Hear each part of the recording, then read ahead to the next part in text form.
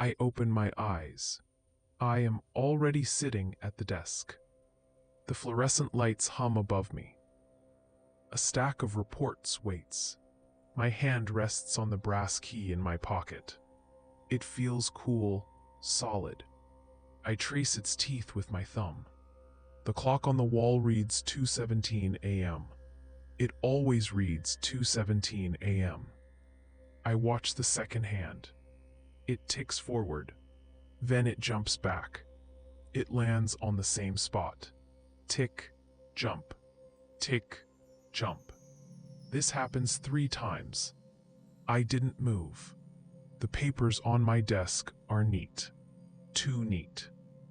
I remember leaving them scattered. A single pen lies perfectly centered. It was on the left side. I reach for it. My fingers brush the cold plastic. The pen rolls. It stops at the edge of the desk. It doesn't fall.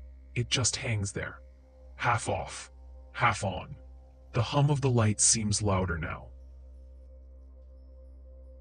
I pull the top report from the stack. The paper feels cold, crisp. I scan the first line. It's a standard inventory sheet, but the date is wrong. It reads January 32nd.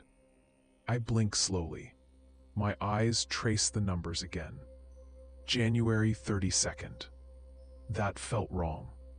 The fluorescent lights above me hummed, then they flickered. Not a full outage, just a brief dark blink. The room seemed to hold its breath. A faint scratching sound started. It came from inside the wall, near the clock. A soft, rhythmic scrape, like something was trying to get out, or in. My fingers tightened on the brass key in my pocket. It was still cool, a solid weight. The pen on the desk still hung, half off, defying gravity. I didn't move. I just watched the pen and listened to the scratching. The clock on the wall still read 2:17 a.m. Its second hand jumped back again, landing on the same spot. The scratching inside the wall grew louder. It was a frantic, desperate sound now. My gaze was still fixed on the pen, defying gravity at the desk's edge. The clock on the wall remained frozen at 2:17 a.m. A shadow fell across my desk. I looked up. Marcus stood there. His eyes were rolled back, showing only white. A wide, unsettling smile stretched his lips. His voice was flat, distant. The edges are not for holding. They are for falling.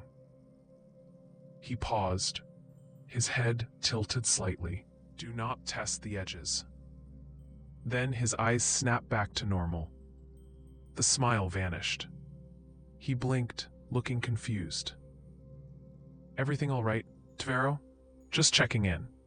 He turned and walked away, his footsteps echoing softly. I looked back at the pen. It was still there. But now a thin, dark line, like a burn mark, appeared on the desk directly beneath it. The line extended from the pen's tip, down the desk side and onto the floor.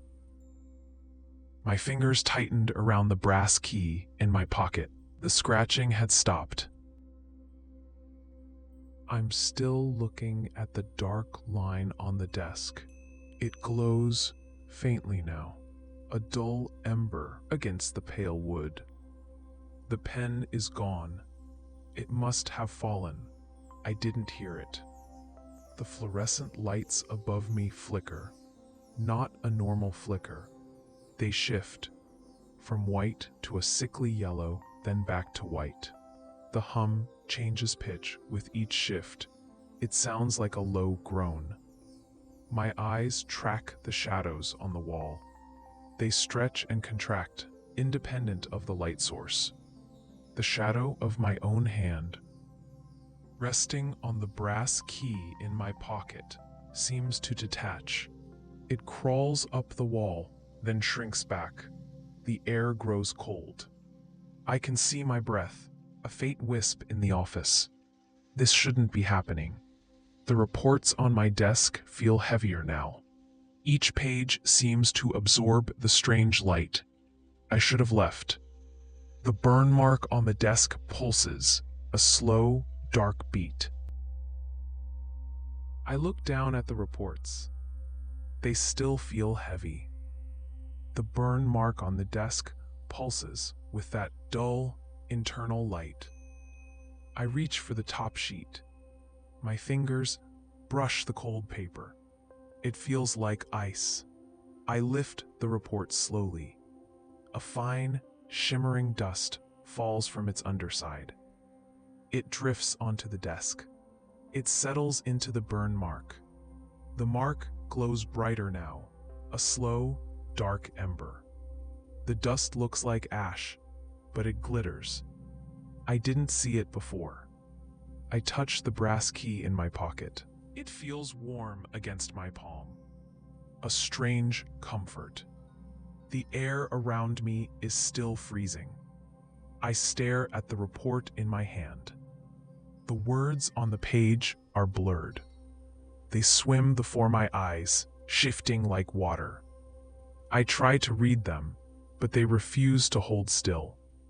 The hum of the lights grows louder. It presses against my ears, a dull, constant throb. This is not right. I should have left. The words on the report still swim, but slower now. They almost settle. I hold my breath. The shimmering dust on the desk glows faintly, a dull echo of the burn mark beneath it. The mark itself still pulses, a slow, dark ember. I watch it. I watch the dust. Nothing moves. The air remains cold, but the biting edge has softened. The hum of the lights has receded. A distant drone now, not a throb. I trace the brass key in my pocket. Its warmth is a small anchor. I look at the clock. It still reads 2:17 a.m.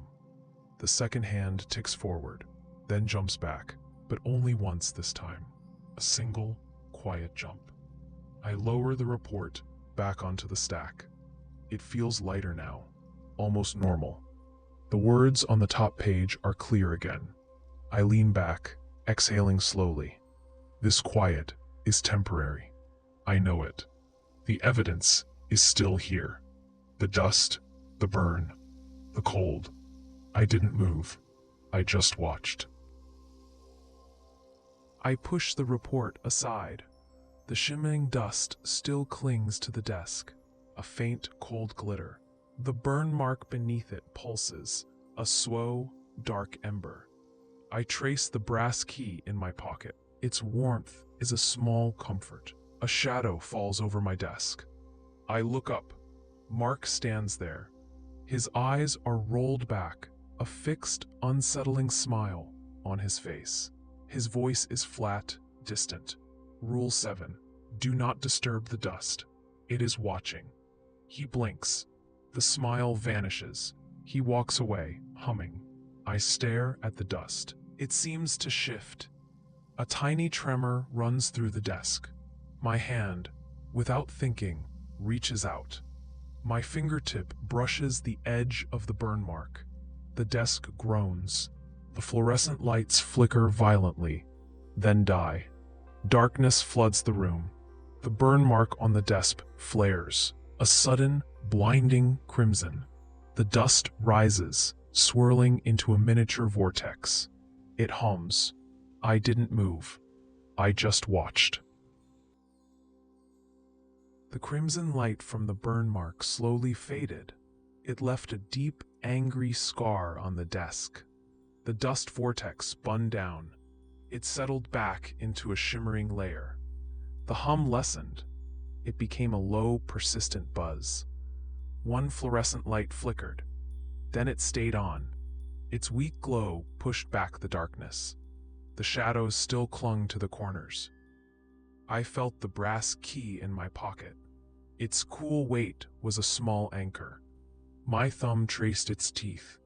The burn mark still pulsed faintly.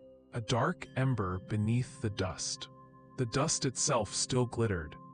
It was cold. It was watching. My breath hitched. I didn't move. I just waited. The air felt thick. The task remained. It always did. I knew I had disturbed it. Rule 7 broken. The burn mark on the desk still pulsed, a faint, angry red glow beneath the shimmering dust. I traced the brass key in my pocket. Its cool metal was a small, solid comfort against my thumb. The air remained thick. It was heavy with the metallic scent of ozone. Above me, the single fluorescent light still flickered. It was a weak, stuttering pulse against the persistent gloom. The dust, cold and glittering, seemed to shift and swirl in the periphery of my vision. It almost seemed to breathe. I didn't move. I just watched the quiet aftermath. The hum of the building was different now. It had a low, almost guttural thrum beneath its usual drone. This sound vibrated deep in my chest. It felt like a presence, listening. The stack of reports waited, untouched. Their edges were perfectly aligned. My breath was shallow. I held it tight. I knew I had broken a rule. The consequences were still settling, like the dust. This quiet was not peace. It was just a pause. The task remained. It always did. I felt the cold dust watching, waiting. The burn mark on the desk still pulsed, a faint, angry red glow beneath the shimmering dust. I traced the brass key in my pocket. Its cool metal was a small, solid comfort against my thumb. The air remained thick. It was heavy with the metallic scent of ozone. Above me, the single fluorescent light still flickered. It was a weak, stuttering pulse against the persistent gloom. The dust, cold and glittering, seemed to shift and swirl in the periphery of my vision. It almost seemed to breathe. I didn't move. I just watched the quiet aftermath. The hum of the building was different now. It had a low, almost guttural thrum beneath its usual drone. This sound vibrated deep in my chest. It felt like a presence, listening. The stack of reports waited, untouched. Their edges were perfectly aligned. My breath was shallow. I held it tight. I knew I had broken a rule. The consequences were still settling, like the dust. This quiet was not peace. It was just a pause. The task remained. It always did. I felt the cold dust, watching, waiting.